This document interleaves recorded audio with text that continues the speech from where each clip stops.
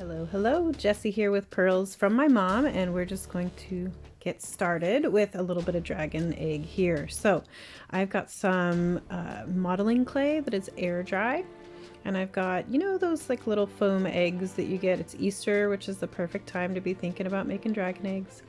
And I am just going to cover this little styrofoam egg with the modeling clay.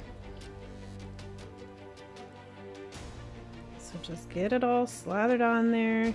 Now this is just one of many layers, so you definitely don't have to worry about making it perfect. You can smooth it down and shape it as you go. The whole goal is to just get this little egg covered. Now if you don't have one of those styrofoam eggs, or if you can't find one of them, or you can use a plastic egg also, by the way, those hollow ones that, you know, all the Easter candy comes in. If you don't have one of those, that's fine. You can actually just make a little ball out of aluminum foil to shape like an egg, and that way you still have a base. It's just, I mean, you could make this whole entire thing out of clay, but that's a lot of clay. That would take forever to dry, so I think it's best if you use a form. Now you can shape your egg however you wish. Some people want it to have a more rounder shape. I've made multiple different kinds of shapes. So some of mine have a rounder shape on the bottom.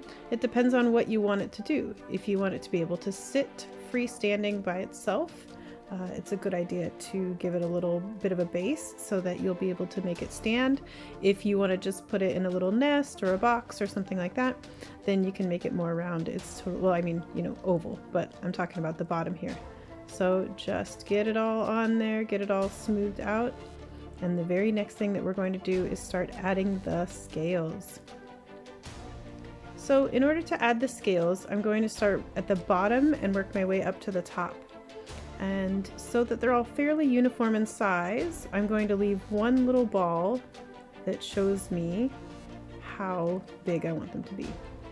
So I take that ball, I roll it through my fingers, I pinch it, and then I shape it. You can make them as pointy or as not as you want. And then I'm going to just make a whole layer right along the bottom like that. And I always leave one little ball to show me what size they should be. I do overlap them just a little bit. Now, through the course of you working through this layer is going to get, what's the technical term? A smooshed. So don't worry too much if it, you know, it doesn't have to be perfect because you are going to be able to go back and reshape.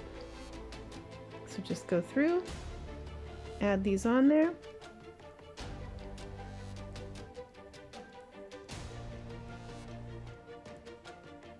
And once you get one layer done, you're going to add a second layer.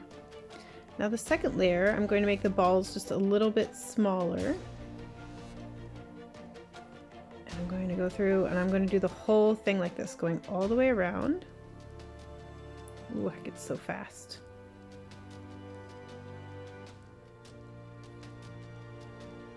And don't obsess over how well shaped they are right now, because again, they're gonna, oh, there's a cat butt, sorry about that.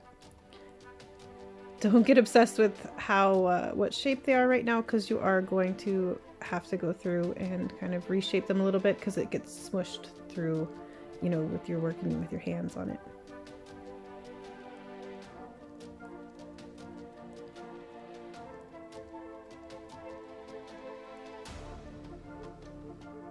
And now you're working your way up to the top, so they just get slightly smaller as they go.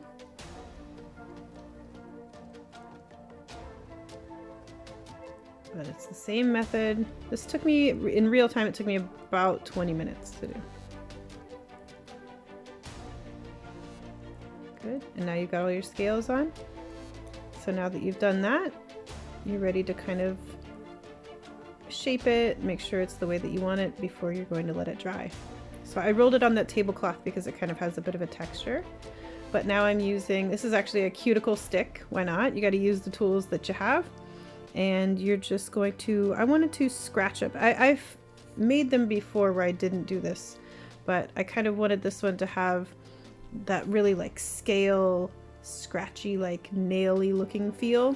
So I'm going to go through and on each individual scale, I'm going to reshape it, make sure it's exactly the way I want it. And you have to be careful the way that you hold it because you don't want too much pressure, because then obviously you're just going to smush all your hard work down. So now I'm going through on each individual scale and I'm scratching out little lines. I kind of go with the flow of the scale. And there's my cat again, so sorry about that. Luna thinks she's the boss of everything. She's supervising my work. So go through, shape, reshape and scratch, I mean.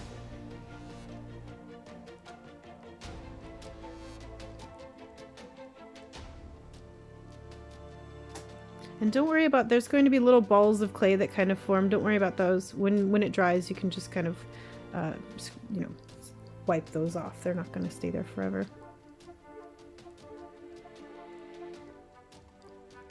Go through, and then we're just going to speed it up, scratching them off. Just giving some nice texture.